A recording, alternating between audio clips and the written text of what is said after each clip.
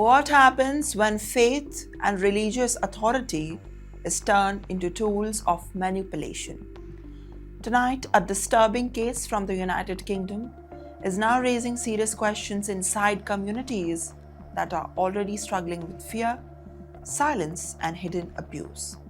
An Indian origin imam in East London has now been sentenced to life imprisonment after being found guilty of targeting multiple women and young girls over several years. And the details emerging found in the case are deeply disturbing.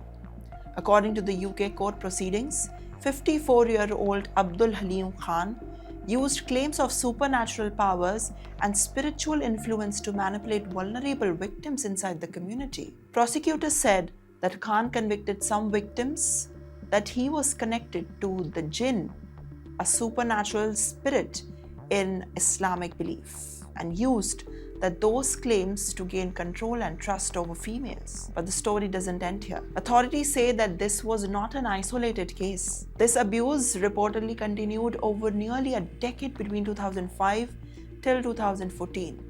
Victims included women and girls from Bangladeshi origin, the families living in UK and nearby communities. Now, some were extremely young.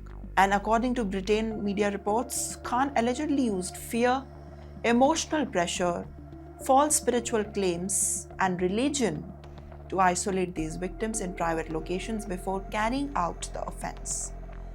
One case presented in the court involved a young girl who was allegedly told that only Khan could spiritually help her on the medical conditions that she was having. Investigators say that then he took and secluded her in the area and then assaulted her.